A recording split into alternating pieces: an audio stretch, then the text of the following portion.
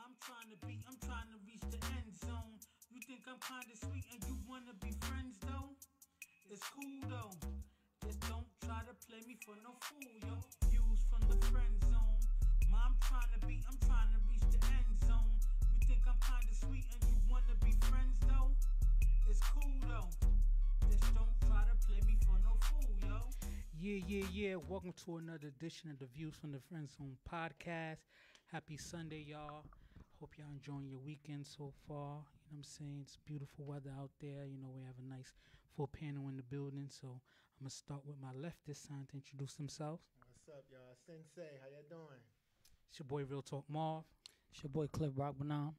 And my name is Christine. How you doing, Christine? So Christine is coming from us. She's the owner of Sustainable Passions. And she brought goodies today to show us and talk about. So we'll give you a quick second to introduce yourself, what you got going on, and then we'll jump into the show. Okay. So I own a sex-positive, women-centric adult boutique. So I sell sex toys and lingerie. Yes. In upstate New York. I live in Ithaca. Okay. I've had the business since 2009. Nice. And yeah, I just want a place that feels nice and safe for people to talk about sex toys because they're toys. They should be fun. Yes, and they should be enjoyable. I feel it's so taboo, right? Like we sneak around about doing certain things and stuff like that when we should be like adult-like and be able to like, you know, partake in sex toys and have this open conversation. But I feel like we keep everything taboo. We do, and it's $1 million industry, right? Or $1 billion industry. So people are buying them. Yes. Right? They're pleasure parties.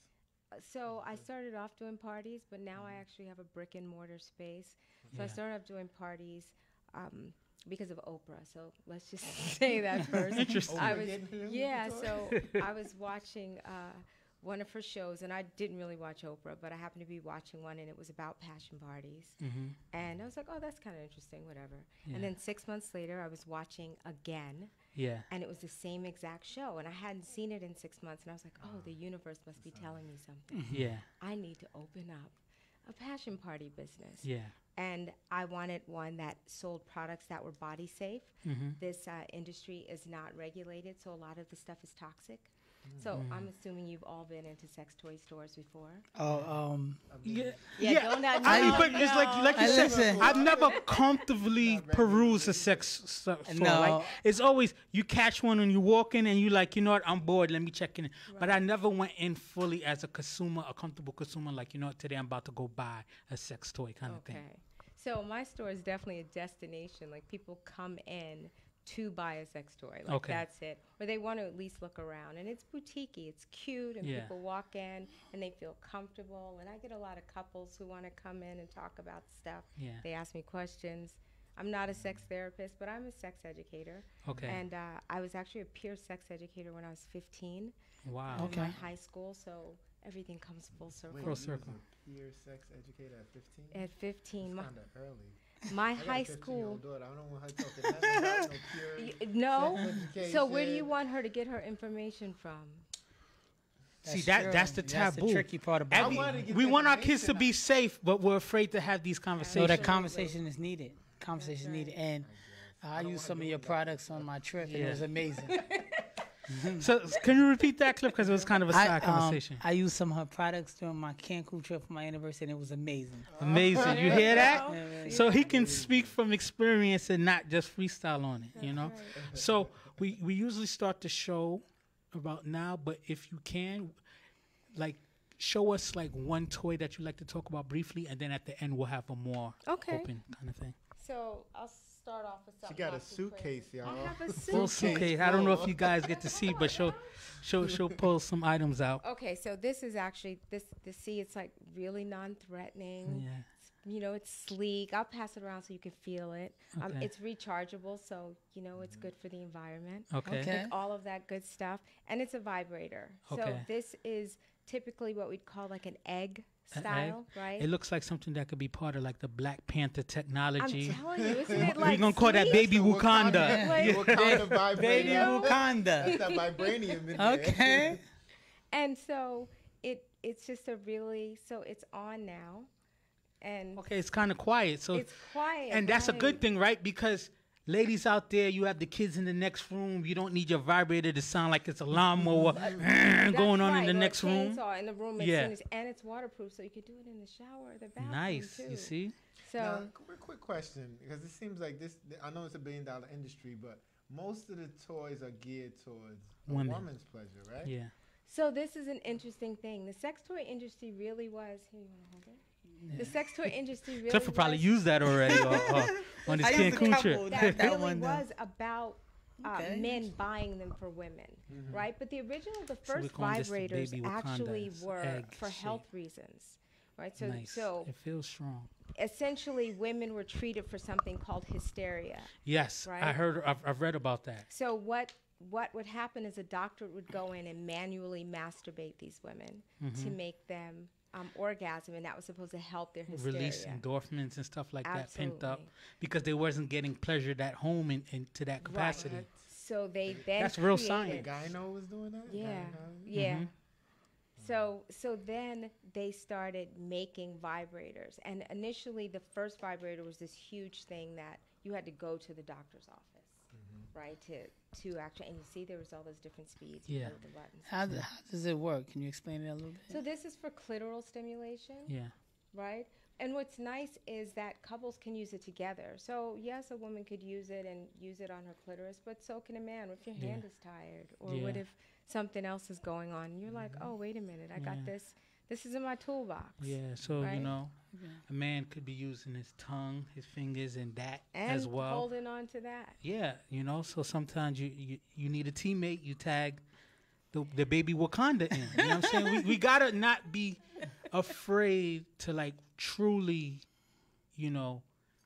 pay attention to people's pleasure zones. Absolutely. Men and women, because I feel like we let ego come into our bedroom, and a man feels like, you know what? Oh, I got a big enough unit or penis that but sometimes you got to make sure that your woman's pleasure. Sometimes it doesn't always happen through vaginal intercourse. Absolutely. Or penis to a vaginal intercourse. Sometimes the toys need to come into the picture. Right. So we're gonna jump right into the show, and then, like I said, and let me just say one more thing. Men can also use vibrators, just in case you haven't thought about it. So I'll ask dudes, like, do you like vibration? And they're like, I don't know. It's like, right, because you've never even thought about it. Yeah. But your penis is really, really sensitive, so you might like vibration too. Okay. I've never thought about that. Right. Hold it on your penis?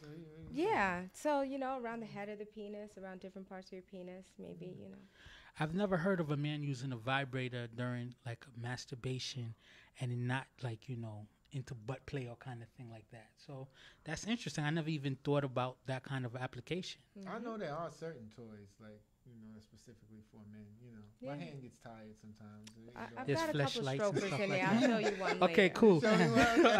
So we're going to get back to the, display portion of the show. We're going to do our regularly formatted show. And then I'm going to leave enough time so Christina could come back and show us more what's in her utility, to go suitcase. sexual suitcase. A superhero kit. All right. So the first topic, which kind of flows into, what Christina has going with us, is called Something New, right? And like I was saying a couple of minutes ago, I feel like a lot of times in the bedroom, we're afraid to apply toys. We're afraid to do new things because of our ego, or we feel like, like me and Clifford, we're both in the 10-year range of our relationships. I'll be married 10 years in April. Clifford and Arlene been together for 10 plus years. 4 years married. 4 years married. So, it's not that relationships become mundane, but, after a certain time, you get into routines. And sometimes you have to ask yourself, is it time to try something new? Right? So the first question is, are you reluctant to try something new in the bedroom? We'll have ladies first. We always do ladies first. Yeah, so don't feel on the spot because we always make ladies first. I sell sex toys. I'm not on the spot. No. Yeah. Okay, guys. Not an issue. So with you selling sex toys and being in the industry, are you a big proponent of, if something comes available new in the market, you apply it? Do you have, like, sex conventions? We do. You're trying out the new stuff? Yeah. Well, you get Like to the see car stuff. show? Yes.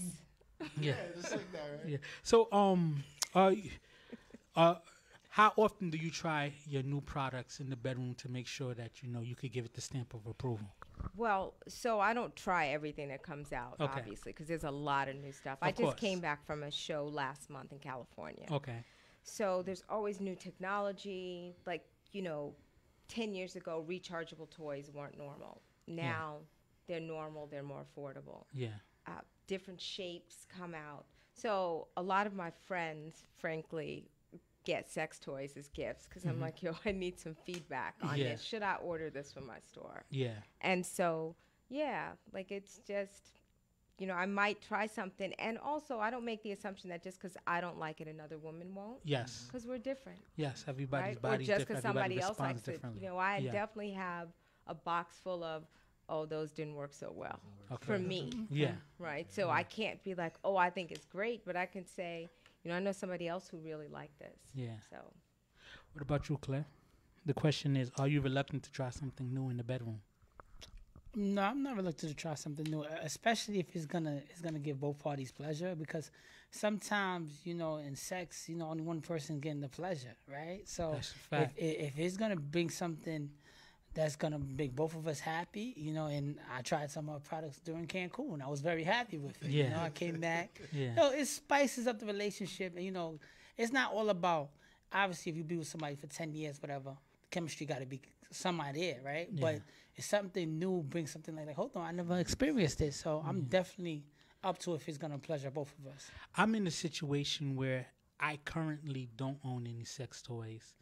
And I can't honestly say that my wife, does she own any? I don't think she owns any, but you know what? It shows that I need to have a conversation, right? Because I don't even know if my wife owns a sex toy. So if someone in a situation like myself, how do you feel like, is a good way to have this conversation with your partner? Like, hey, do you want to try sex toys? This is awkward, but to me, I'm open about these kind of conversations, and I'm always looking to, what's a good segue to have this conversation. I don't even think you asked the question. You just bring one home.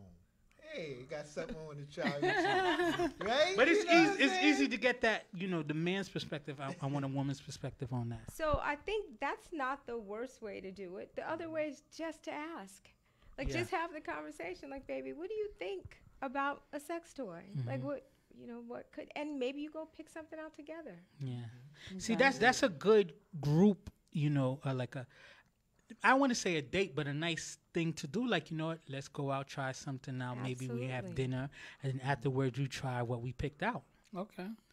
So that's a good, a date activity, whereas this allows the sexuality in the couple to come out, but not feel uncomfortable, make it a group thing. Because a lot of times men will look at sex toys and will only think about things that, in our head, what we want to do to a woman with these kind of things, or sometimes things that might make us not feel inadequate compared to the size of certain, dildos or sex toys and stuff like that. So if you do it together, it allows it to be like a pleasurable joint thing. That's the married mind state of things. Well, I'm thinking, all right, so go ahead. Third date, you'd be like, all right, we're going to go out, have some dinner. Maybe go for a stroll. Third date, bro? Third date, bro. Wow. Because I'm trying to guarantee that it's going down. So this is how we guarantee you aren't reluctant. I can say to assume you aren't reluctant to try something new in the bedroom. No, not at all. So you have sex toys? I don't have any sex toys, but I've dealt with people who have different sex toys. And so you, as a kind of single male, right? What you're currently not classified in a relationship. Is that safe to assume? Not in a relationship. Okay. Because I don't want to get him in trouble by just assuming stuff. I want it to come out of his mouth, right? So this segment always goes to Dr. Phil because they're best friends. So they've been doing this since kids. And then he's like, my question to you, as a single male, a single man in the dating world, how come you don't possess any sex toys like that's part of your? Well, for one, let me think. Even when I was married, because I'm a divorcee, you see, I woke up. He woke up. You hear this? Let me stop. But nah, even when I was married, she was like kind of conservative. So, I don't feel right buying the sex toy myself. I think it's something that we have to do together. You know what I mean? Even though I say I'll just bring it home. I know when I was married, if I would have brought one home for my wife, she might have tried it, but she would have been like, what are you doing? What Like, about is stuff for this? yourself? You said your hand gets tired. That's the thing. I feel like that's an industry mainly for women. If I'm gonna buy something for myself, I'm going out and get the whole doll. Right? No, like, you know what I mean? and that's the taboo, right? That's the taboo, and that's why I'm glad we're having this conversation, right? Because it's very taboo on how, like, you know, we did a show about sex dolls and how people is just like, oh, you guys are perverts for the sex doll kind of thing. But dildos is like everybody has them. They're like an accessory kind of thing. So my thing is like, you know, as men, why do you feel like that industry is so taboo for us? But the industry has been geared towards you. Like, really, all of these truck stoppy type of stores and places weren't geared for women. Women weren't trying to go into those places. Yeah. Right? So they were geared for men, which is why they had half-naked women on them. Yeah. Right? Because that's not what our visual is. That's about attracting you to spend your money. That had nothing to do with us. If you look at boxes now that are geared towards women to buy, they're purple and they're pink. There's no pictures of women on. There's none of that because we don't need that.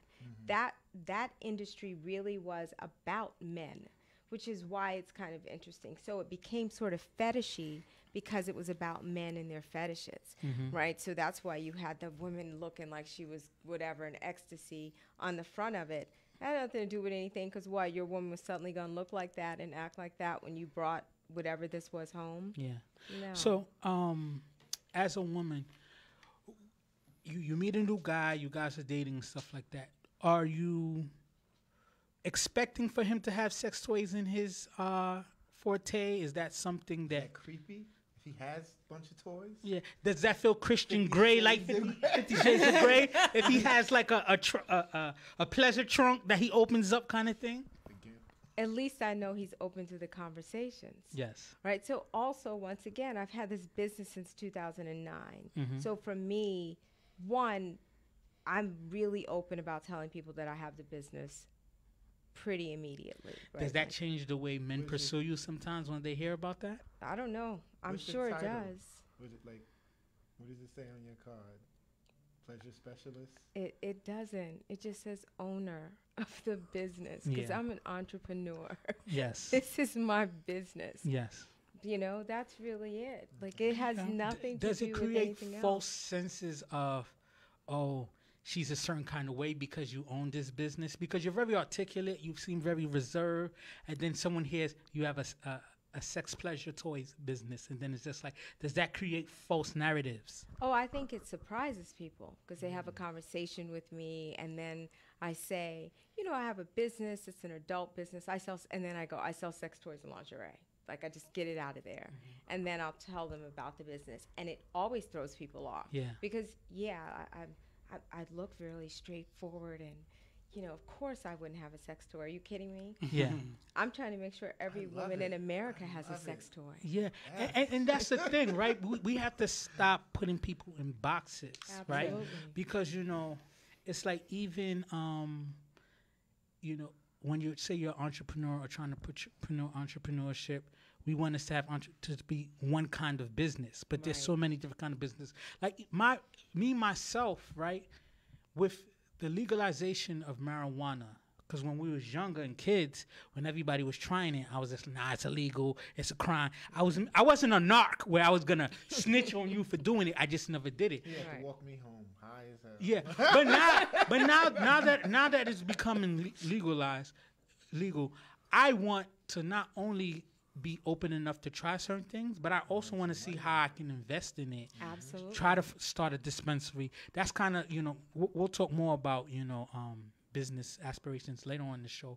But that's another thing, like being business owners, you know, our parents kind of makes us want to like open up certain traditional businesses that's already out there. But we have to be forward thinking to see where the market needs to be met, especially people of color, right? Because every time there's a business niche that's outside of our regular consumption, we have to go outside of our community for it. And we need to start bringing those things in our community so we don't have to go out of our way to support people when we should be support people right in our corner. You know what I'm saying? I think the toys actually will help and keeping relationships together, keeping them strong. It spices things up. So to go that step further in the same conversation we're having, something new. What would be considered too kinky? I'm gonna start with the single man to the left. What would be considered too kinky? Yes. I don't know. I don't really have. Butt stuff for me. Sky's the limit. Oh yeah, butt stuff for me. Okay, yeah. Why? Butt pleasure. Because, right? No, I'm gonna be honest with you.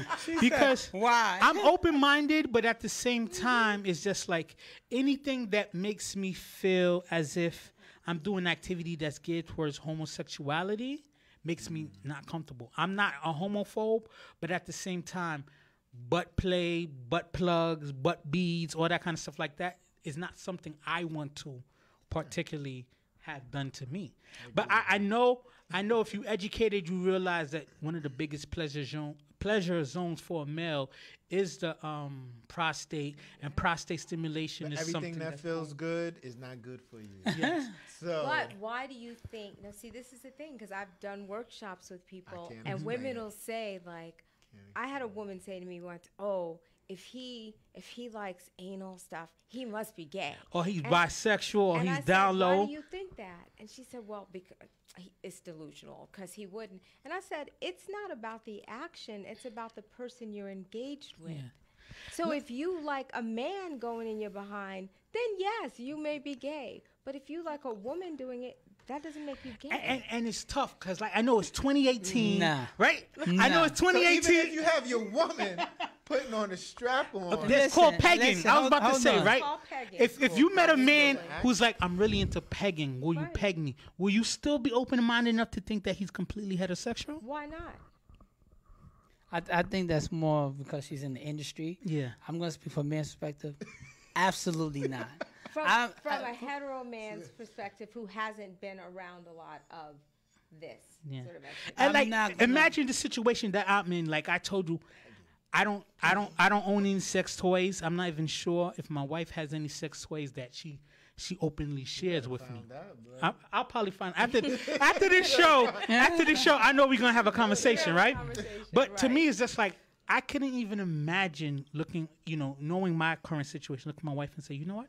I'm interested in trying pegging." She's gonna be like, "What's pegging?" What and is then when pegging? I define it, she's gonna be like, Yeah, it's just, you know where what? did that You come know, from? Exactly. You know why I'm not, like I said, bust stuff. It's so.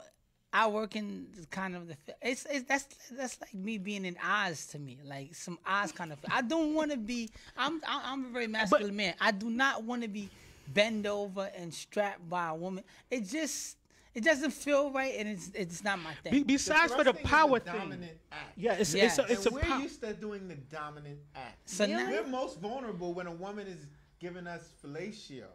exactly. That's about as vulnerable as you. So you can't be having intercourse and be in any vulnerable position at all with a woman? So you mean while I'm having intercourse with Yeah. her, she take her finger and stick it in my butt? or No, something I like mean, that. She I'm plugs even me. talking about you saying the thrusting is the vulnerable. So what if she's on top and you just there? What if you strap down to the bed and she's just on top of you, riding you? Yeah, you're vulnerable Like then. that. Then you're I guess I'm vulnerable. pretty Yeah. vulnerable. I'm still thrusting from the back. Maybe not. I'm working on my back. You Don't think believe that. so? I'm not laying there Okay. So we didn't ask this side of the room. When asked with you, Christina, what would you consider too kinky, and is that such a thing? So for me personally, Yes. yes, there are some things that I just wouldn't be interested in. And I've been to fetish festivals, Yeah, so where someone was cutting, yeah. and it was just really exciting to her, and I was like, yeah, no, that's not my thing. Yeah. Not so much for me. But I also don't judge other people and their stuff, Okay. right? Because I don't know what their experiences are. I don't know what. I don't Yeah, know what their there's certain bodies are role feeling. playing to me, like me dressing up as a baby and having ridiculous. Like to me, that's like. I'm not judging, but that's too kinky for me. You don't want to be in a I like fuzzy the cotton. furry, Yeah. the fuzzy You cotton. don't. You like the furries. Okay. Yeah. I think it's interesting. What about you, Cliff? See, I'm very. I like to say I'm a very man's man. I just can't get down with none of the stuff where with sex and certain stuff, I gotta be dominant, right? I gotta have a say so. So anything that makes me feel uncomfortable, where I'm like, hold on, I gotta question myself. I don't feel like and it's that's right. the thing, right? Slapping you across the face. Who's your daddy? and that's the thing, right? I'm Because like- we're like brought up a certain way. I'm a Caribbean male. Obviously, Clifford's Caribbean. We're brothers and stuff like that. It's just like, you know, it's so much things that are kind of thrust into the fear of homosexuality. That's why the prostate pleasuring, like I've had 2 prostate exams, even though I'm under 40, and that was in the fertility. Like, you know, when me and my wife are looking to fertility, obviously they check to see if you have any blockage in your prostate, kind of thing. So unusual for someone my age being on 36, but I've had prostate exams twice. Okay. And it was weird. The doctor was like, I know this is not going to be comfortable, kind of thing. You're a big guy, be careful. But obviously I was there for medical reasons, so obviously I wasn't trying to And that's a to get different the pleasure. situation. Yeah. I But just it's can't the- see myself. It's the same for women, though. We don't like pap smears. Yeah. Like, I've had people say that to me, like, I don't like a prostate exam. I don't like a pap smear. I don't want to be laying out on the table But like you that. just said they used to go to the doctor to get an orgasm. Yes, but he wasn't giving a pap smear. They were manually masturbating them. They were taking their fingers and going to town on their clitoris. Yeah. That's different. And that's pleasurable, because That's you would pleasure, want yeah. that done at home. I If would it, feel like my girl Absolutely. cheated on me if she did that. It Yeah. was the doctor. I don't care. It was the doctor. She wasn't telling. so the last question on this topic, something new, right? Is swinging something you would ever think about, ever think you could do? Like me personally, I already told you I don't even know if my wife has sex toys or kind of thing. I know probably before me she has sex toys, but currently. So swinging, I know that's definitely something that's not going down. And me being selfish, if we swing, it would have to be like a lesbian couple. That was cool. Very sexist for me to say, but I have to be honest. So This is something I have thought about pretty deeply. I know swingers. I've been around them. It troubles me because I'm interested in it, but at the same time, I just can't see myself watching your partner. my partner with someone else. If we go to a party, I'd be like, all right, you go do what you do, and I'm gonna do what I do. I just can't see it. Yeah. I can't At least you witness it. open-minded enough to even say That's that. about as far as I went with it, but I think you got to be a certain type of person to be a swinger. You got to dress a certain way. You got to talk. What about you, Cliff? The swinging part, nah, I can't do it to a certain extent to be like, oh, like Mike said, like, you know, seeing another person, whatever, manhandle or do whatever he got to do in front of it. So nah, I'm not really open. I would have to be on the Mario Winans. I don't want to know. Like, you know what I mean? I can't. like, If you play, like, me. you know what? It's something where I think it's always a communication factor. You got to know the person you're dealing with, right? If the person you're dealing with is up to that, or what you call it, and you know it's gonna make them happy to try it, you might consider. But nah, I'm not at that stage right now. What about you, Christine? Not really into swinging, Okay. but this is an interesting thing about because swingers a lot of times that's about sort of this very casual thing too. You know, Yeah. you go to a club, you meet some people, you have sex. Yeah. I'm not interested in that. A couple of weeks ago, you guys were talking about monogamy, Yes. right? And so, Which I feel like is man-made. Is not a natural it's thing. artificial and it's bull most of the time. Let me ask you a sidebar question, right? That we had an argument about. Do you believe that you can be in love with more than one person? Absolutely, and that's where I was about to In go. love. Thank you. So I was about to go with not the swinging thing, but polyamory. Yes. Which is about being able to love more than one person, Yeah. and I think we are highly capable of Exactly. that. I think we just suppress it because we've been taught. When, that when you're you not think of the supposed to. Do you definition, have a difference between being loving someone and being in love?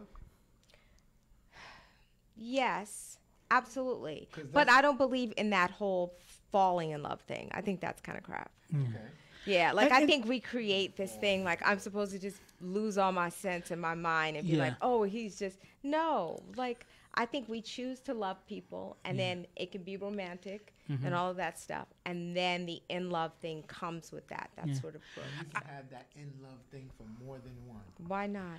let me tell you, I was watching a You video. don't want to, Yeah. but you can. I was watching a video earlier in the day, and it was a African woman talking about polygamy and how, she broke it down to the science, right? Where it's just like a woman produces an egg one time a month, and a man produces 120 million sperms a day. So technically, the original reason for sex is procreation, right? It would take 30 men to impregnate all the women in the world. So by nature, because of the 120 million sperms, only one sperm is needed to. But they'd all have three heads and. Yeah, but I say that to say this. She was saying how monogamy and stuff like that. It's a control thing. It's laws that was put out there to control people and stuff like that. Like the natural instinct of a man is to protect and love. No, but protect and love the person that they're with. But you can want to protect and love more than one person. Sure. When you think about the nature of wanting to love someone, obviously, it's probably considered a bit irresponsible if you say that you're in love with 47 people, kind of thing. But to sit there and say that your love is only designated for one particular person, and if you have love and strong feelings for another person, that you're this terrible person, it's controlling. It's just controlling. Like obviously, if my wife came home and said, you know what, I'm in love with another man, it's going to hurt me, but I'm not going to look at her like she's doing something that's completely unnatural. I need to have conversations with her, like, how did this happen, kind of thing. Yeah, that's unnatural, bro. You said it's not natural. He said it's not natural. It's not natural. Is it natural for men? It's not natural for men either. Oh, okay. It's not natural for men either. It's not. So wait. You believe you're only meant to be with one? Or one at a time? One at a time. One at a time. One at a time. Yeah, I don't feel like you can care about two people, but when you're deeply in love with somebody, that's something that it takes time to develop. So you cannot be in love with somebody, two people, if you're not spending the same kind of time you're spending with the first person. One kind of takes away from the other, right? Exactly. So you can only, I see, at a certain time that can happen. So you can only love one child at a time? That's the thing I brought up. People are like, oh, it's different. Yes, it's different, but the application of love, is still a one principle. I love them to death. But you can only really love one of them then. That's what you're saying. No, Thank you. Difference between love and being in love. That's what I'm saying. I said you can love multiple people. But so what's the difference for you? Well, the difference for me is when I can only speak for me personally. And when I'm in love with a woman, it's like I can't really see other women. Like I see them, but I don't look at them the same as I did before. You see what I mean? And I can't really compare that to my children because they all just my children. They annoying, whatever. I do have a favorite, you know. I ain't telling which one. But every parent has a favorite child. I don't care what they say. But every parent has a favorite. So because you're strong on the in love versus love kind of thing. And I've asked you this, and I just maybe you can answer it. So the fact that you feel like you can only be considered, quote unquote, in love with one person, do you think that's what's created you not staying in love? Now we in the therapy. No, I'm just saying because you know yourself more than anybody else. Because yes, I'm searching for something that may be unobtainable to me. You know what I'm saying? Who do you think created this ideology? I think you've let rules of society play in your head and make you feel like No, it's not being in love should be rules. It's my rule. Okay. For the most part, if I fell into what society expects of me, then I would still be married and living out my miserable existence. But instead, I'm trying to look for something that maybe I can't obtain, and maybe I'll just have to settle for something that gets close to it. But if I'm supposed to be with one woman and marry one woman, then I'm gonna need to feel like I'm in love with her, and that means I can't have. That's the problem. I've had similar feelings for multiple women right now, or at a number of times. But you don't believe you was in love with multiple women. You was just... No, I love them. I'm not. If I'm in love with you, you are going to then be at a different level.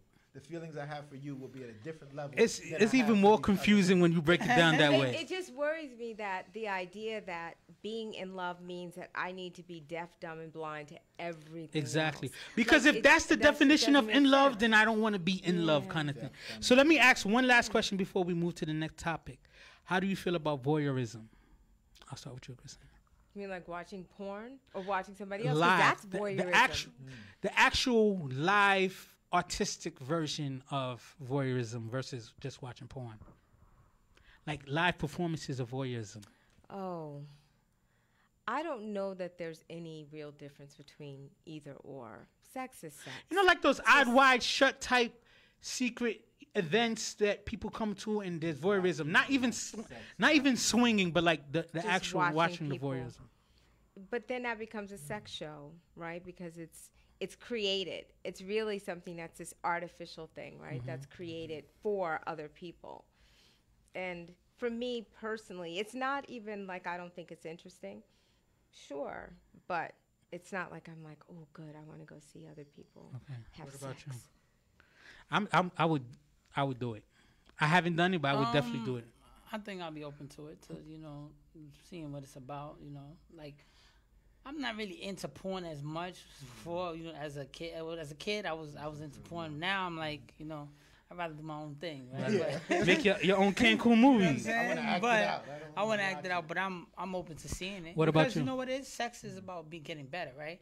That's why with sex, you should never take it personal if your partner's having that conversation with you, because that means that person care about you. Because when the person don't care about you, they're going to fuck somebody else, or they're going to deal with somebody else.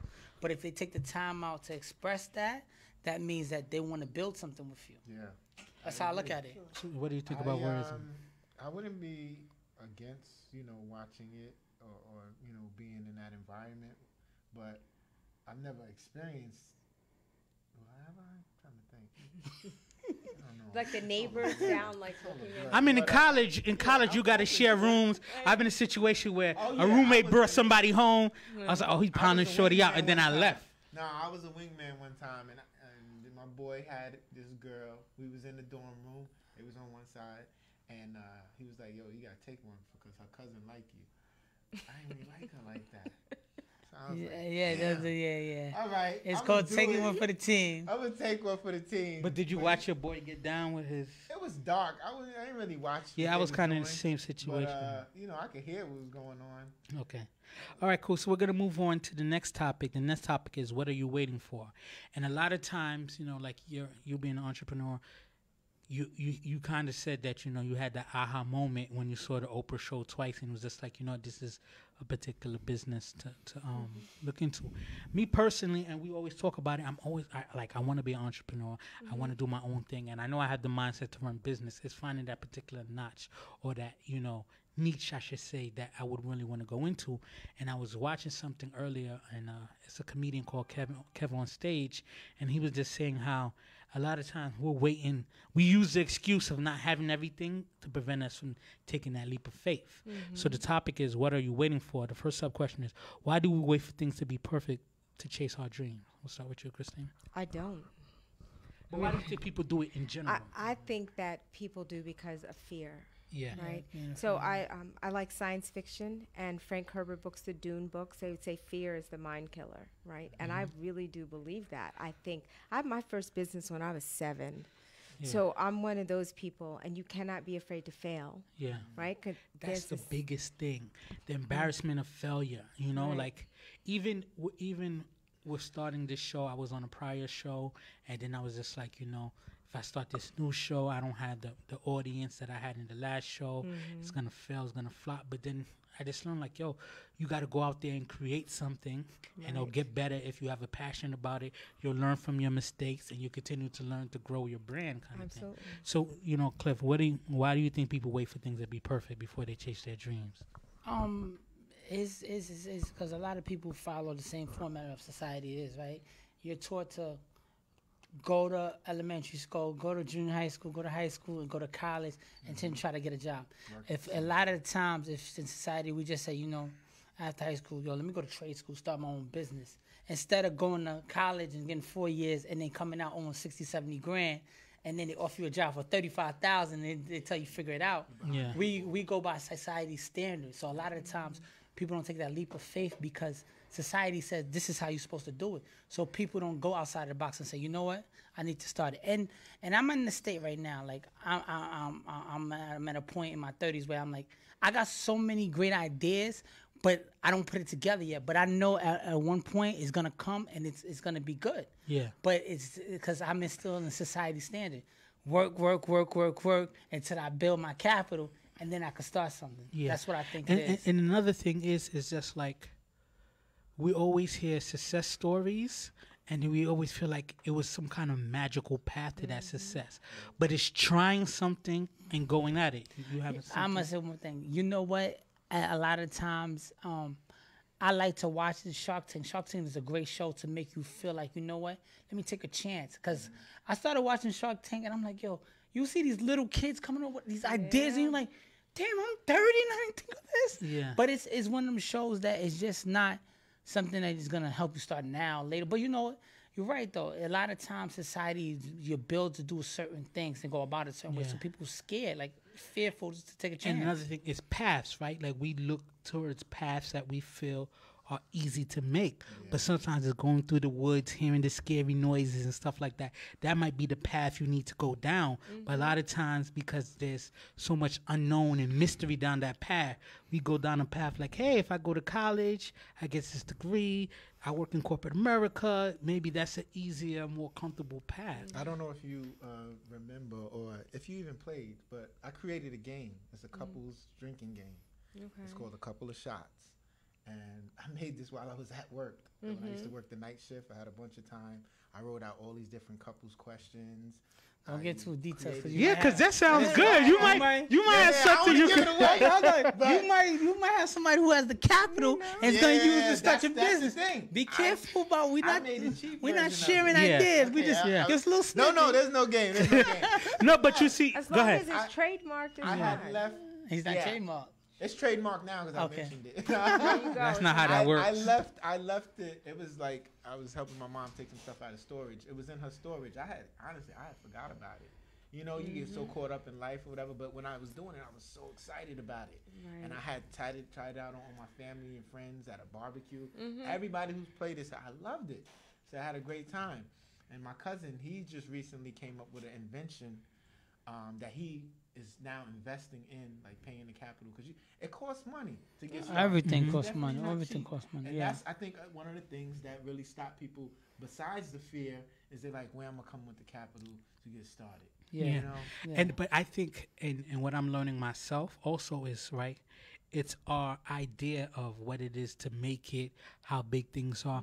We have to start small. I think a lot of people are afraid to start small. Right. A lot of people expect, like, because I do music, I need to be Jay-Z in a week.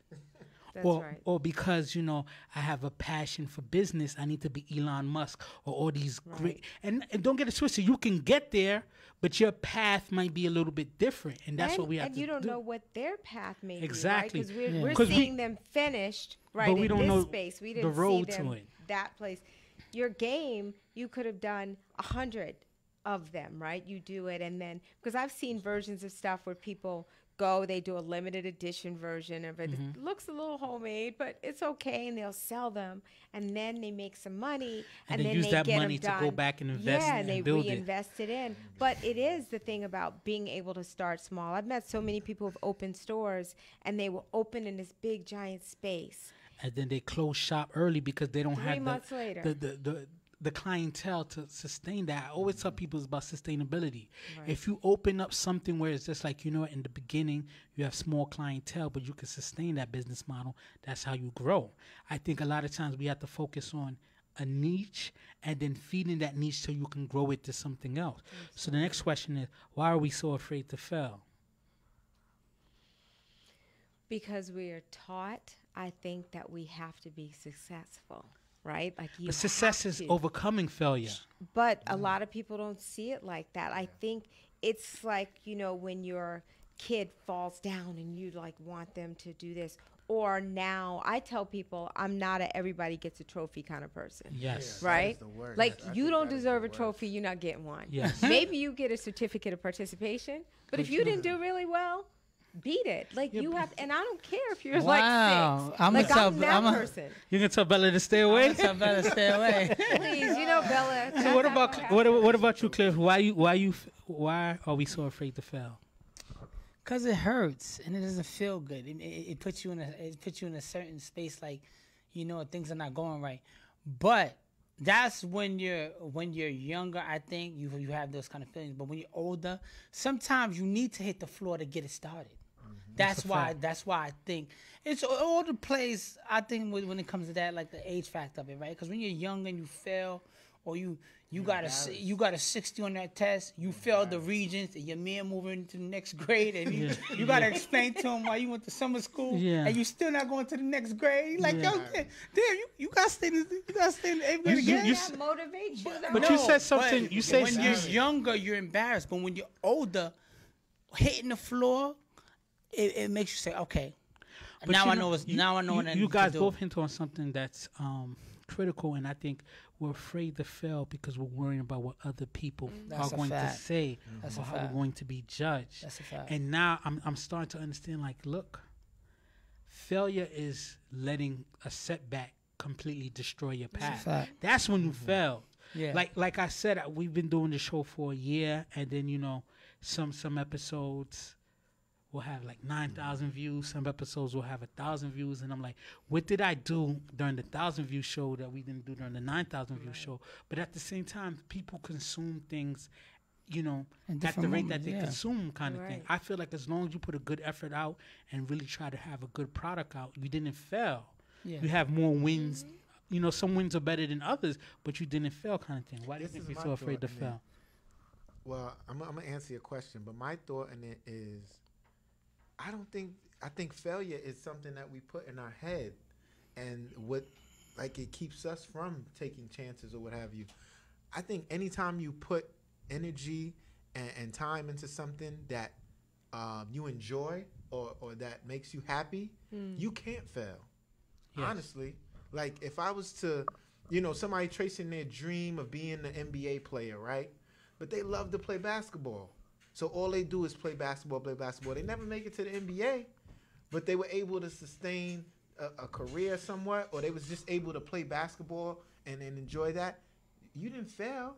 And I think reach that goal, and maybe. I think it was a failure. Yeah, it's a failure. But so what? No, see, that's the thing. You failed, bro. No. But another thing is, we have to evolve our dreams. You failed at that thing, but what about the next? Like, that's about the evolution, right? Like, it's okay. Like, I think we don't allow ourselves the ability to fail. Like, you don't get everything right. Yeah, you just don't. Though, but that's what I'm saying. No, but it's a fact. I didn't become the rapper that I wanted to be, but at the same time, I allowed that passion to want to be creative, allow me to have different ventures, made me write a book.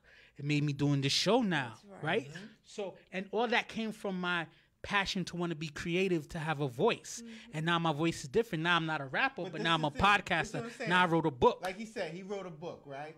It didn't make the bestsellers list, right? Yeah. But how much can you say, hey, I wrote a book. I have my own book. You know what I mean? So I don't know if you were aspiring to get on the bestsellers list or not, but there's no way you can fail in that because you did something that you wanted to do, something that made you. I wanted my voice. I wanted a way to convey my voice. Yeah. And the book was one way. And you know what? I didn't have expectation for sales. Right. And then when you have, I think what the victories that I achieved that keeps me going is like randomly I'll have people who I have no connection with. They don't know anybody that I know. They don't know anybody any of my Facebook friends, and they'll message me like, yo, I just came across the podcast. It's so awesome what you guys are doing, this, that, and the other. And maybe it's one or two people a week, but these are complete strangers who what we're doing is having an impact. So the last question on this topic I'm going to ask, and then we'll move on to the Ask the Zone, and then we want to have your segment. So the question is, why don't we follow the if you build it, they will come quote from the Field of Dreams? Like, you know, they tell you, go out there, put something out there, watch how it's consumed, and then grow from there. Like I said, everybody who do podcasts want to be Drink Champs or Joe Buttons or these successful podcasts. But there got to be small things that grow. So why don't we follow that motto? Just put it out there and let it grow. Keep the answer short because we want to move on. Start with you, Claire.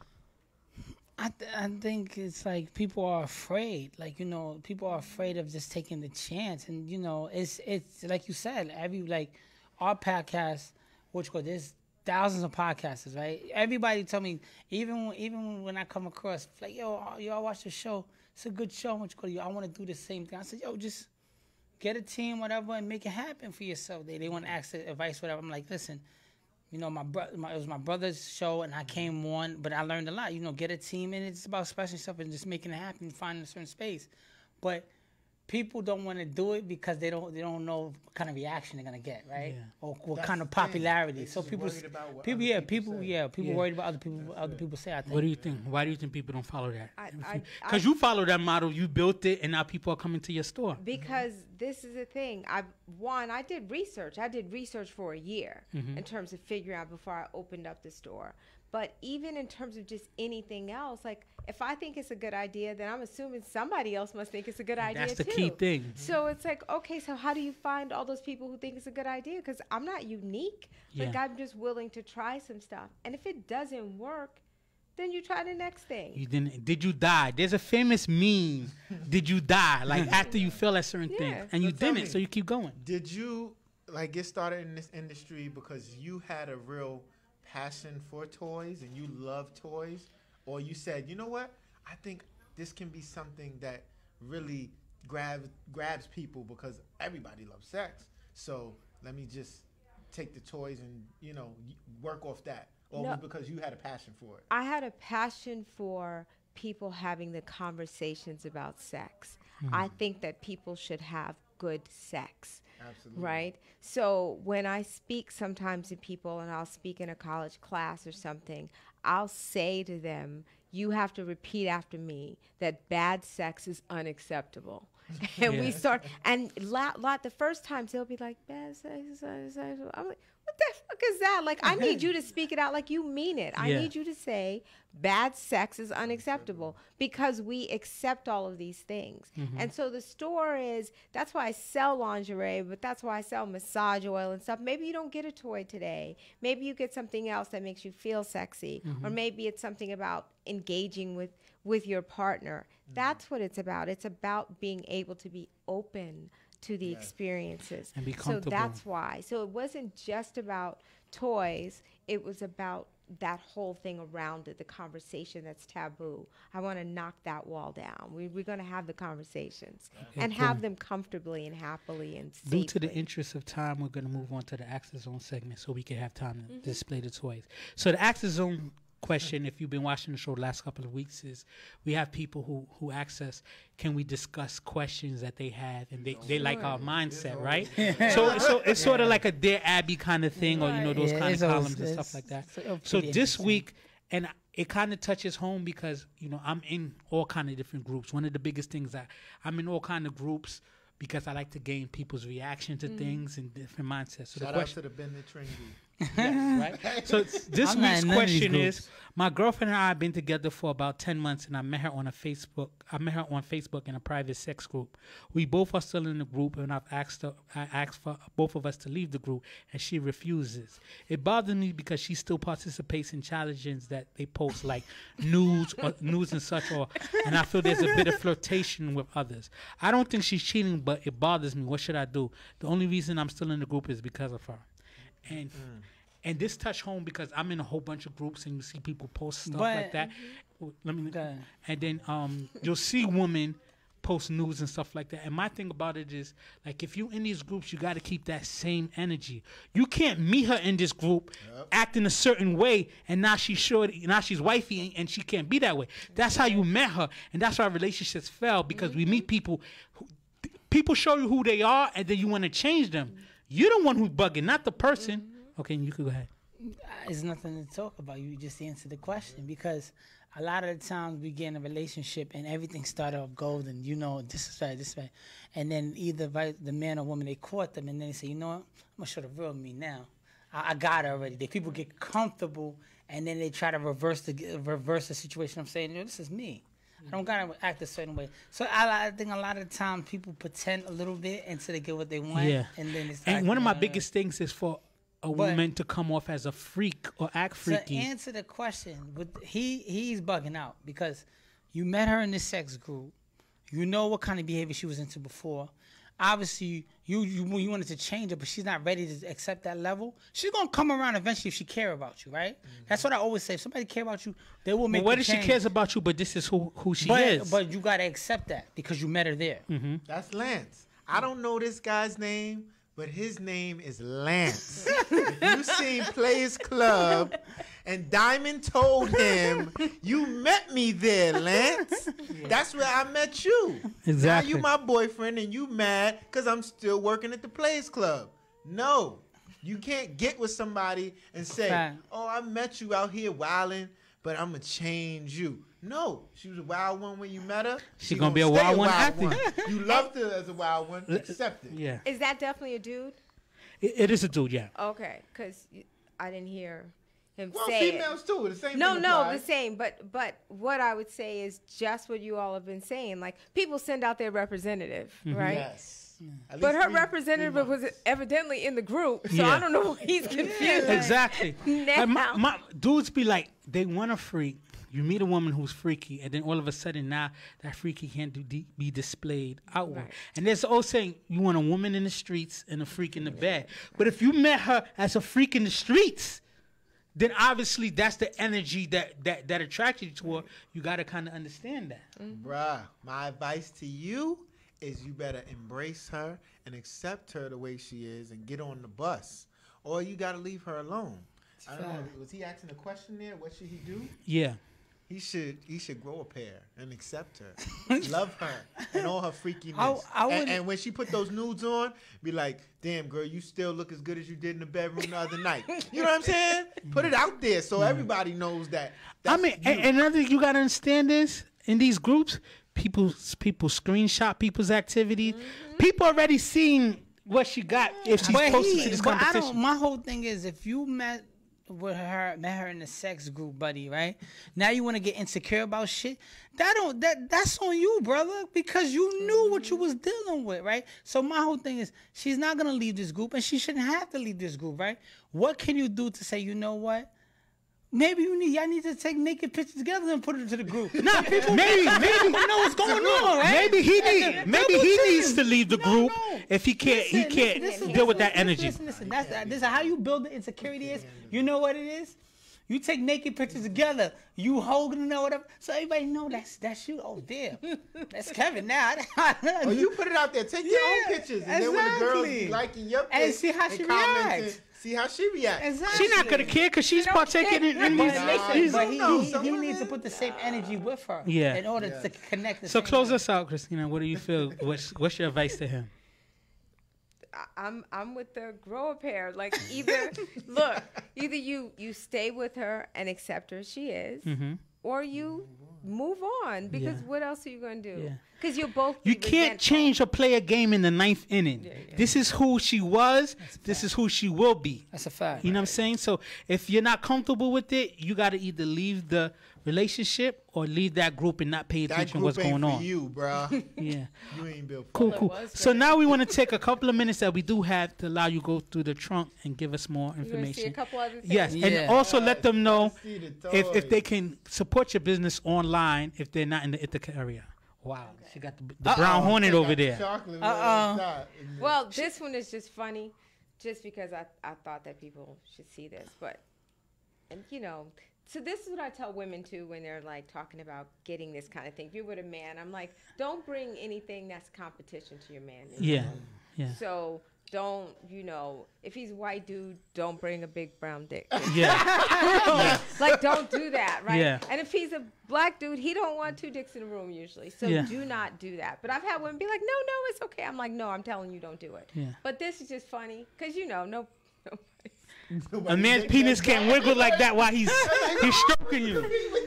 Yeah. So it has a little This turbo gonna bring the mode, ratings up a little bit more. Here you go. Yeah, turbo. And what is that considered? What is this is a vibrating dildo. Okay. Right? So the difference between a dildo and a vibrator, right, is just a vibrator vibrates and a dildo doesn't. Dildos don't have to look like penises. Yeah. Right? A dildo. It could just have phallus shapes. Dildos, are they like they're made off a mold or are they just somebody's? They're molds, but they're not necessarily. But that seems like an extra large amount of veins in the penis. and so some of them are molded off of people's penises, and some of them are just designed by somebody, right? Okay. So whenever they try, I've got a realistic pink though, right? Because this is the thing, women don't care what it looks like really so much. It just needs to be effective. Yeah. And this is called a wall banger. So you put it on the wall, and then wall. you kind of Yeah, back yeah, that or ass on a up. chair or something. Yeah. You know. You seem like you know all of them. I watch porn. I watch porn. Okay. So then this style is like what they call the rabbit style, right? And they can take many shapes, but this is a shaft, right? So this goes inside, and this is clitoral. Yeah. It's all. So they get in the thrust and the clitoris. Yes. Kind of thing. And I'll at the show same you. time. And a man could use a cock ring to do the kind of same thing if you want your penis to do that. But doesn't the cock ring cuts off the circulation? I feel. So it's meant to. I'll tell you I've what. used that before. You've used a cock ring? Used the cock Thick, ring before. I've tight used one, them or before. thin? And do you like it? It's more for her. It is. It's for her, but it kind of cuts off. He's all pleased, Right?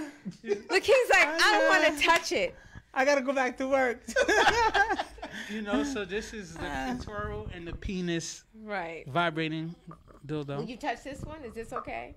Uh, That, are you serious? Pass it along. So what is this called? This is just, so if you push the button again, that's just for internal, that's not. And it butt, goes to that's- different beats. Yeah, It's like yeah, it different has all beats and kinds. rhythms. Yeah, that's the turbo. See that? Turbo. Yeah. Oh, and then you get the rabbit vibrating.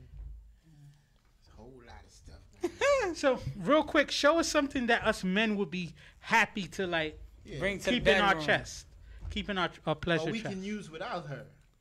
Yeah, So- 'cause I'm definitely not using this without my wife. Take this, put this right here on your hand.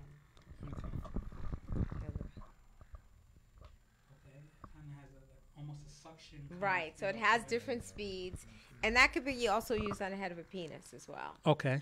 right? So it's not gonna just be. What would you say is your bestseller? Do you have your bestseller with you? You know, it's a couple of different things because it depends on what people like. Mm-hmm. Some people don't like penetration, This looks so fancy, so you wouldn't know what it was. Like it could be a regular Right. massager. right, it just Yeah, looks like something, right? Yeah. But really, like it can be used. I'll show you. I'll just do it this way, so it's easy. So that it can be used when you're talking about stuff like around the head of the penis, because it's like sucking almost. Yeah. So if you have a woman who might be reluctant to give you a blowjob, here you are, like Gonna be around too long. you've done with her, huh? That's it. Okay. Around too long. I got you. 2018. Like, Shout out to Open Shirt Poppy. He back. Poppy letting him know. that's So I'll show you. This is like one of the sort of new things that are out. You guys know about Is that like a butt plugs. plug? It's a butt plug, Okay. but you were talking about fuzzy stuff, so I thought, you might like to see this. I've seen butt plugs where they have like tails, like That's different what this animal is. tails. Yeah, so I have ones that have long tails, but that's just cute. It's a little bunny tail. Come on. How bad is that? And that's supposed to do what? You plug it in the butt. It's just in the So butt. the and furry that's a part small is- one. the Yeah, fur- it's just to be cute. Yeah. Be cute. Ain't nothing cute about that. I'm sorry. This seems a little. You know what throws me off with This the whole is- thing? Because, like he said, we were in a couple of groups, and they always be talking about. It seems the new wave from like 2016 on is like you got to be tossing somebody's salad. Yeah. 'Cause if you ain't tossing salad, you ain't doing nothing. So I'm like, I feel like a virgin again because I'm not into the toss salad game. Yeah. I don't want to toss salad, and I definitely don't want my salad tossed. Exactly. You know what I'm Like saying? I'm But too big to it's be a on thing that. out there. That's my thing. Nah, what kind man. of position do I have to be in? You got to be in the Captain Morgan position where you got one foot up. Captain Morgan. Captain Morgan. Yeah. And listen, That's the only manly way to when- get your the salad first tossed. time it ever happened to me when I was 17, I was like, "Whoa, what's going on here?" So I was y'all like, know what this is? she was an older woman. I was like, "Whoa, what's going on here now? I'm not into that." Slow down, baby girl. So that's almost like a fleshlight where you put your penis in it and Yeah, you put so like flesh- lubrication in here. fleshlight- Yo, hold on. View friends on more. You know too much, man. No, you got a secret life you want to You talk gotta about? you gotta be educated about Hold these on. things. You do.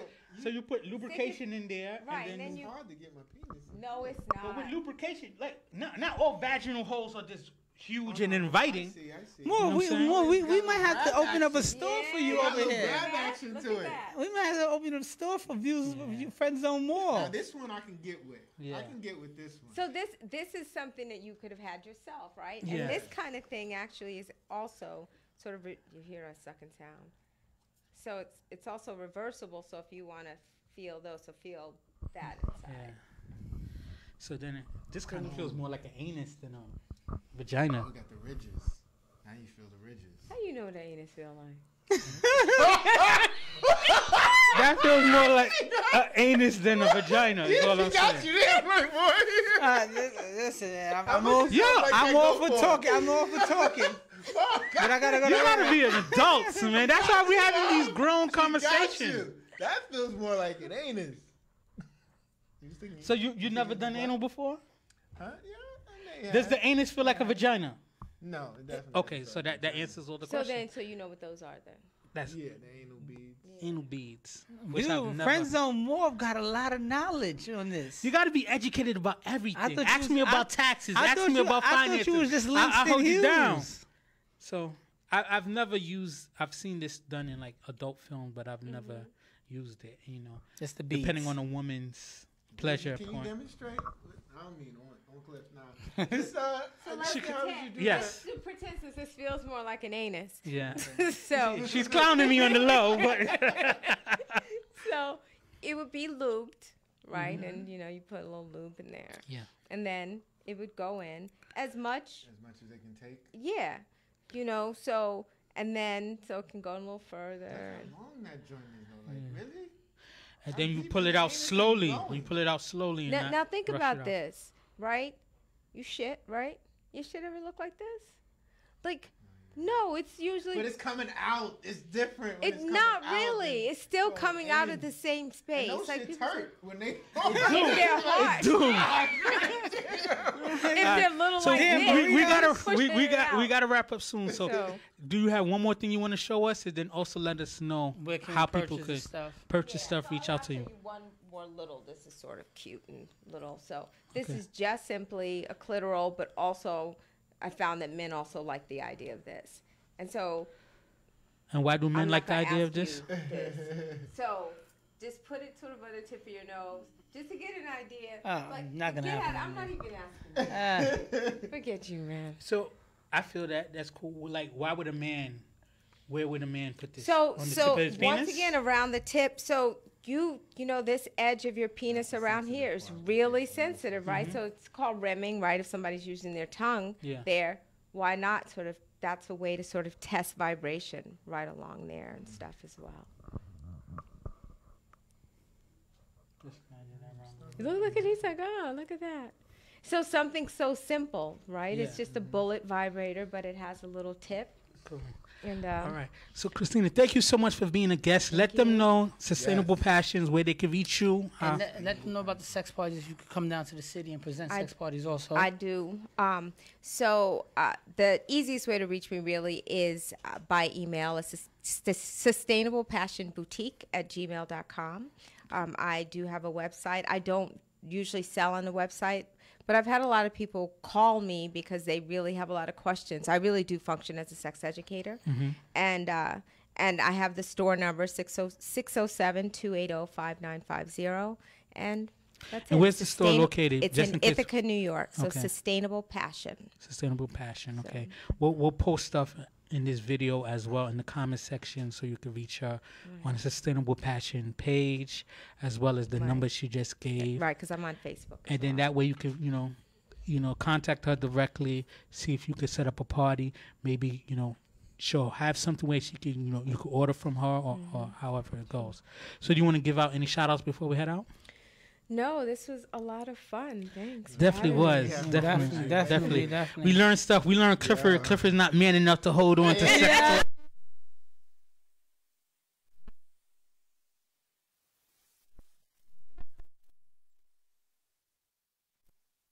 What about you, Cliff? Any shout out? I'm just thankful. I had a good church service today. Just thankful. I just got up He and gonna bring then, up the Lord while we talking freaky No, all no. day, making me feel awkward. No. I'm just thankful. I had a blessed Sunday. That's all.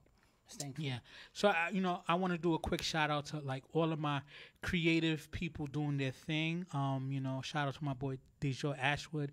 He has something called Mafia 8, which is make a film in 8 hours. He's doing that out of Atlanta, where they get together and they shoot, whole movies in 8 hours. You get good people. Okay, and do that stuff like sounds that. interesting. It's really dope. He's thinking of moving to do some segments in New York, but he's not ready yet. But right now he's doing it in Atlanta.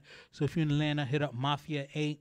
Deja Ashworth. Shout out to my boy D Smiles, who was our guest a couple weeks ago. He just dropped his Sunday studio sessions, a dope video thing going on. You know what I'm saying?